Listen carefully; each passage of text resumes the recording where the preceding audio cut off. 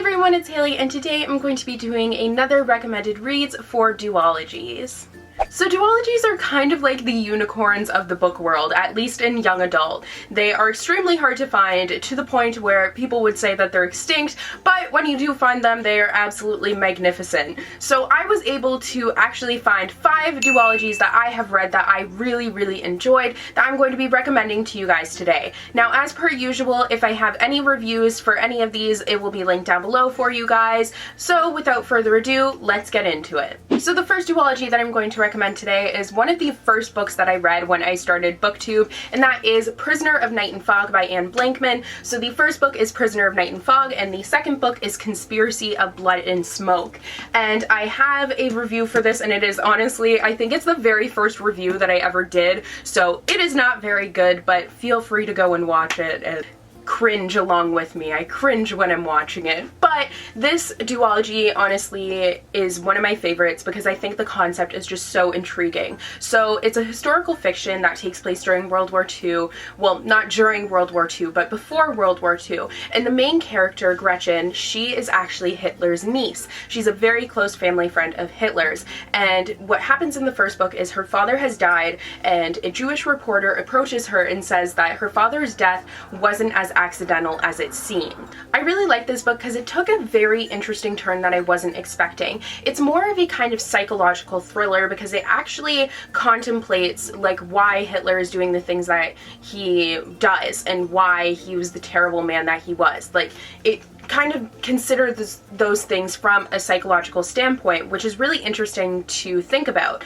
And I also really like the fact that it was almost like a detective story, and I don't normally like that, but I think with this one it worked really well. And I liked having the two characters trying to figure out what was going on, and Gretchen being exposed to things that she never could have imagined about her sweet uncle Adolf. She was never expecting that he is as terrible as he was.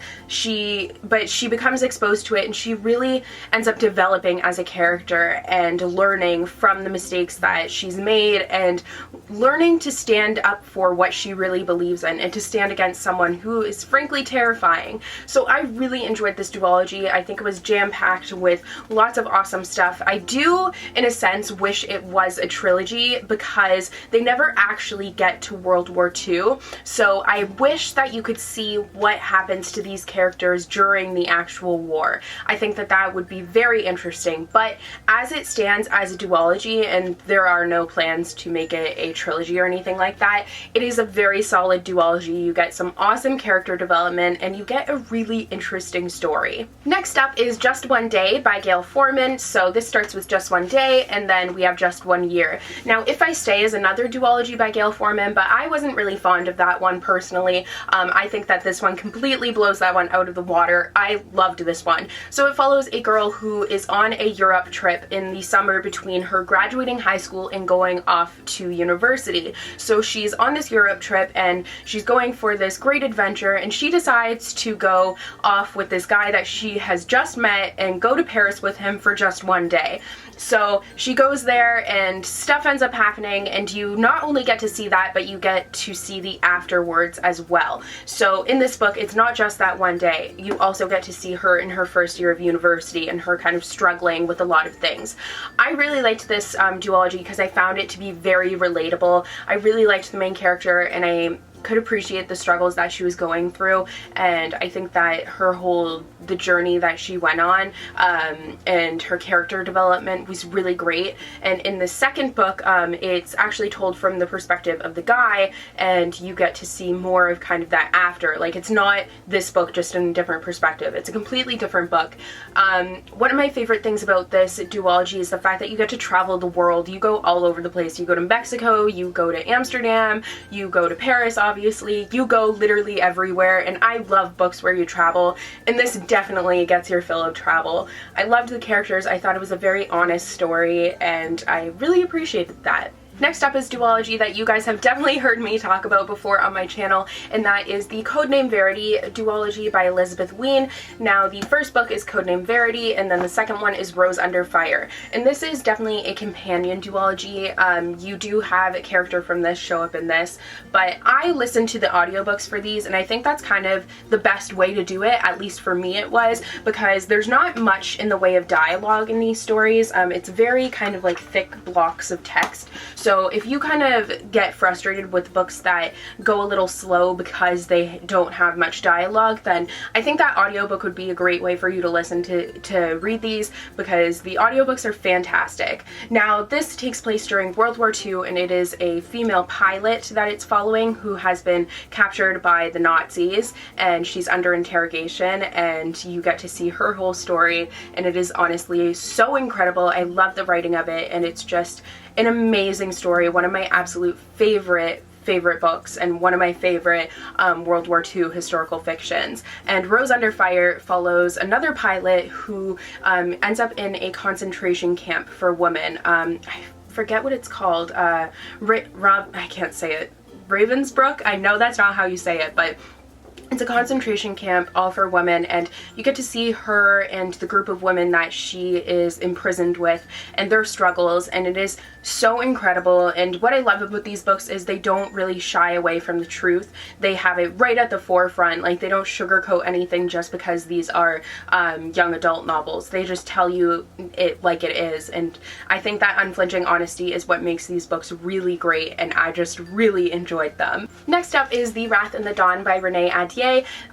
This is the first one, and then we have Rose and the Dagger, which is the second one, and this duology is a retelling or reimagining of 1001 Nights and that whole fairy tale, and it does a really great job with that. The first one I liked more than the second one, but the whole duology as a whole is really great, and I think it's kind of refreshing to have a fantasy duology, because this does lean more towards the fantasy route. And I think that this story really was completed. I just think that in the second one, the world building became a little bit rushed. But in the first one, the writing, and actually throughout the whole duology, the writing is absolutely beautiful, and the characters are really great. You get to know these great characters, and the whole storyline I just really enjoyed, and I think that it was a great retelling. And even though the second one was not quite as good as the first one, overall the duology still was really enjoyable. And the last duology that I have to recommend to you guys today is the Winger duology by Andrew Smith. So it starts off with Winger, and then the second one is Standoff. Now, looking at this book, I did not think that it would be something that I would enjoy at all, but I just decided to give it a shot, and I ended up really loving it.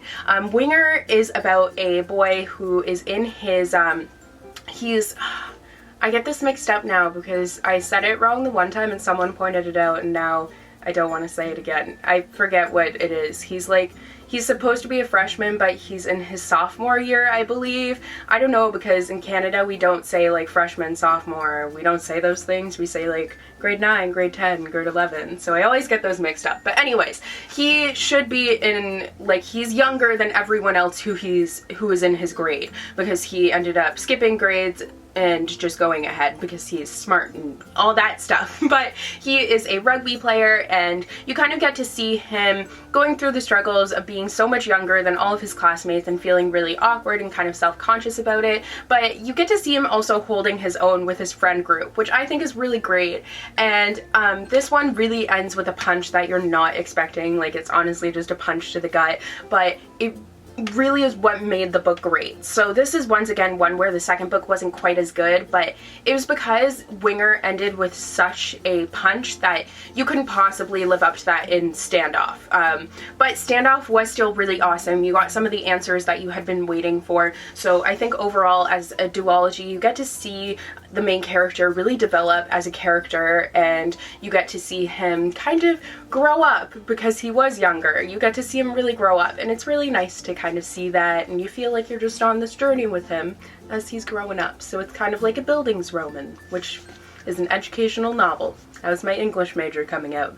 Now the very last duology that I wanted to talk about isn't actually out yet, so I can't really recommend it. The second part of it isn't out yet, but the Six of Crows duology by Leigh Bardugo. I read the first one, Six of Crows, and it was fantastic, and the second one, Crooked Kingdom, is coming out later this year, and I just think it's going to be absolutely fabulous. I think it comes out August 30th actually, or maybe in September. I can't exactly remember, but I know that I didn't include it in my most anticipated releases for summer 2016, and I honestly am so excited for it. I think that this duology is just going to be fantastic, so I had to talk about that one a little bit. So that is all for today's video. Let me know if you have read any of these duologies, your thoughts on them, or any duologies that you have read that you could recommend to me, because there really aren't that many out there, like I said. So yeah, hope you guys enjoyed, and I'll see you guys in the next video. Bye!